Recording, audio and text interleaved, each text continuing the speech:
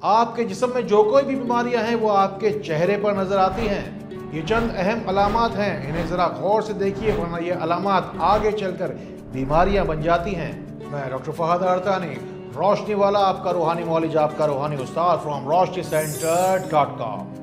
अगर आपके चेहरे पर बार बार एक्नी और पिंपल आ जाते हैं तो समझ लीजिए कि आपके खून में हिद्दत बहुत है और मैदे में आपके गर्मी बहुत है। सबसे पहली बात तो आप ये समझ लीजिए कि चेहरे पर जब भी कभी आपके दाने आए तो उसे हाथ मत लगाइए, कभी भी इसे दबाइए नहीं, क्योंकि इसके निशानात आपके चेहरे पर हमेशा के लिए वरना रह जाएंगे। इसके अलावा बस 1 चम्मच दही अपनी हर खुराक में आपको ज़रूर शामिल करनी चाहिए। इसके अलावा अपने जिस्म की हिद्दत को कम करने के लिए जो कि आपके चेहरे पर नजर आ रही थी, रोजाना की बुनियाद पर कम से कम आपको एक काम करना है। पहला काम, तुख्मे बालंगा 1 चम्मच डालकर पानी में डालकर पीना है, या फिर कम से कम इसबगोल की भूसी आपको 1 चम्मच पानी में भिगोकर थोड़ी देर के लिए फिर पीना चाहिए।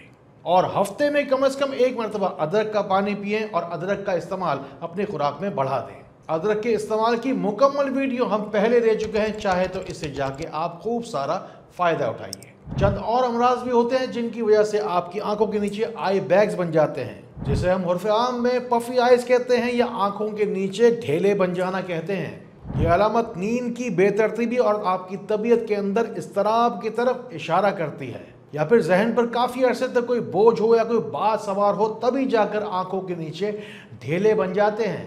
ऐसा इंसान किसी ऐसी मुश्किल में गिरफ्तार होता है जिससे बज़ाहिर उसे निकलने का कोई भी रास्ता नजर नहीं आता।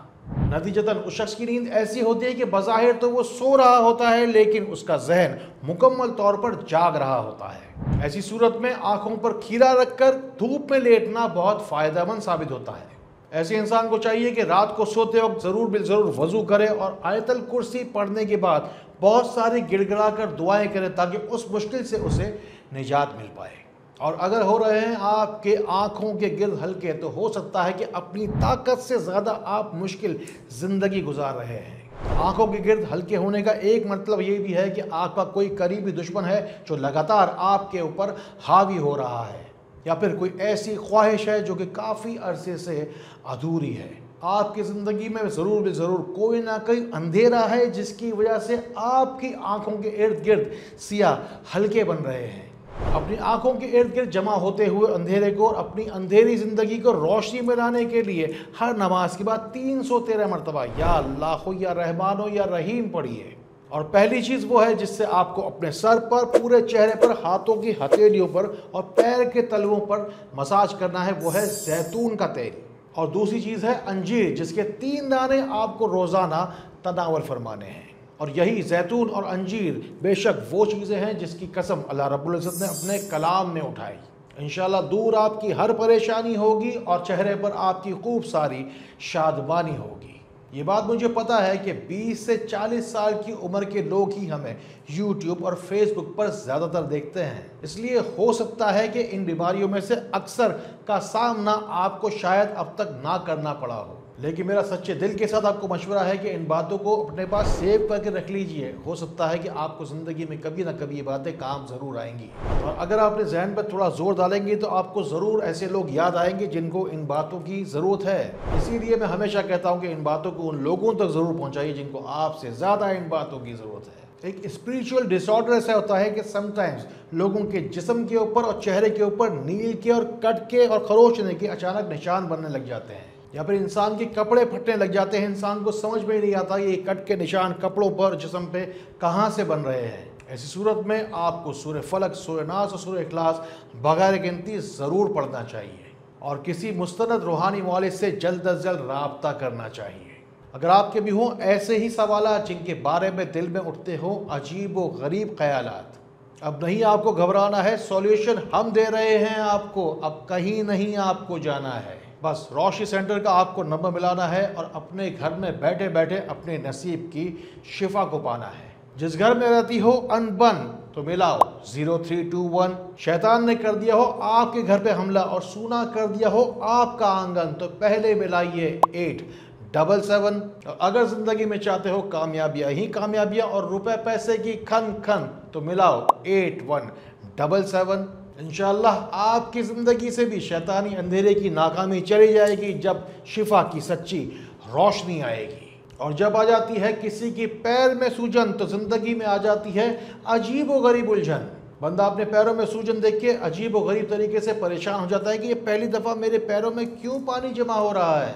ये दरअसल आपके गुर्दों में खराबियों के पैदा होने की शुरुआत की तरफ एक इशारा है। दरअसल गुर्दे आपके सही तरीके से पानी जिस्म से नहीं निकाल पा रहे होते ना, इसीलिए ये पानी जाके आपके पैरों में जमा हो जाता है। लाजमी तौर पर जब गुर्दे सही से काम नहीं करते तो BUN यानी कि ब्लड यूरिया नाइट्रोजन आपके जिस्म में बढ़ना शुरू हो जाता है। साथ ही साथ क्रेटिनाइन भी तेजी के साथ बढ़ता रहता है। बस आपको सबसे पहले ये करना है कि दूध और पानी मिलाकर पीना है ताकि पेशाब आपको खुलकर आए और गुर्दों को आपके थोड़ी सी राहत मिले। हल्की फुल्की वॉक करने के बाद अपने पैरों को नीम गर्म पानी के अंदर नमक डालकर थोड़ी देर के लिए भिगा कर रखें और ऐसा दिन में 2 मरतबा यानी कि सुबह शाम करें। जौ का दलिया या जौ की रोटी खाना आपके लिए फ़ायदेमंद साबित होगा। साथ ही साथ या अल्लाह हो या मुतकब्बिर हो 100 मरतबा पढ़ना रोज़ाना मत भूलिएगा। कमेंट्स में जाके अपनी तकलीफ़ अपनी परेशानी तफसील के साथ जाके दुआ में ज़रूर शामिल करवाना। देखो भूल ना जाना आप कौन से मुल्क के कौन से कोने से मुझे देखते हैं और कितने अरसे से मुझे जानते हैं, मुझे देख रहे हैं। साथ ही साथ मुझे ये भी ज़रूर बताना। साथ ही साथ शेयर का बटन भी दबाते जाना। क्या पता ये छोटी सी नेकी बन जाए आपके लिए बख्शिश का बहाना। हमारे यहाँ ये आम रिवाज है कि लोगों को चेहरे के ऊपर सच्ची खूबसूरती नहीं चाहिए, सेहत की चमक नहीं चाहिए। बस हर इंसान बेला वजह गोरा बनने की एक ना ख़त्म होने वाली रेस में लगा हुआ है। ज़रा सोचिए कि लाखों की तादाद में ये ट्यूबें रोज़ाना गोरा बनाने वाली बन रही हैं, बिक रही हैं। क्या इस दुनिया के सारे लोग गोरे हो चुके हैं? जो जैसा था वैसा ही रहा। ज़रा सोचिए कि आपकी सेहत की चमक का आपके चेहरे पे नज़र आने से गोरा होने का क्या ताल्लुक है। बहरहाल आपकी उम्र चाहे छोटी है या उम्र गुजरने के साथ चेहरे के ऊपर आपकी खूबसूरती की बहार मुरझाती चली जा रही है। थोड़ा सा आप दूध लीजिए, उसमें थोड़ा सा खालिस ज़ाफ़रान डालिए। अगर ज़ाफ़रान ना हो तो उसमें थोड़ा सा शहद शामिल कर लीजिए। इसे अच्छी तरीके से चेहरे के ऊपर मसाज कीजिए। अव्वल आके 3-3 बार दुरूद शरीफ पढ़िए और या अल्लाह हो या कायम या करीम इस दौरान बगैर गिनती पढ़ते चले जाइए। इंशाअल्लाह आपका चेहरा भी चमकेगा और आपकी सेहत आपके चेहरे से झलकेगी। आपके जिस्म में जो बीमारियां मौजूद हैं वो नाखूनों के ऊपर भी जाहिर होती हैं। आपके नाखूनों पे मौजूद बीमारियों की 7 अलामात के बारे में हम वीडियो पहले मुकम्मल तफसीली दे चुके हैं। अगर आपकी आंखों का अंदर का हिस्सा जिसे अक्सर डॉक्टर लोग चेक करते हैं पीला हो रहा है तो इस बात के यकीनन कभी इम्कानात हैं जो पीलिया है वो आपका बढ़ा हुआ है। जैसे इसके नाम से ही जाहिर है, पीला है तो पीलिया है। इसका साफ साफ मतलब बस एक ही है कि आपका जिगर सही से काम नहीं कर रहा। यकीनन यही पीलापन यानी कि जॉइंटिस आपके कलेजी के कलेजी रंग को पीला कर रहा है। तभी तो आपके खून की सुर्खी भी जर्द पड़ती जा रही है। आपको सुर्ख अनार, लाल सेब, स्ट्रॉबेरी, चेरी और टमाटर हत्ता कि हर खाने वाली लाल चीज़ अपनी खुराक में शामिल करनी होगी। आपकी बीमारी का असल इलाज यही था, तभी तो आपके जिस्म के अंदर रेड ब्लड सेल्स कम हो रहे हैं और पीलिया बढ़ रहा था। जिगर के मुकाम पर हाथ रखकर या मुहिमिनो पढ़ना आपके लिए बहुत ज़्यादा फ़ायदेमंद साबित होगा। एक और अलामत नोट कीजिए जिसके अंदर चेहरे पर खुश्की हो जाती है और सर के अंदर भी खुश्की होने लग जाती है।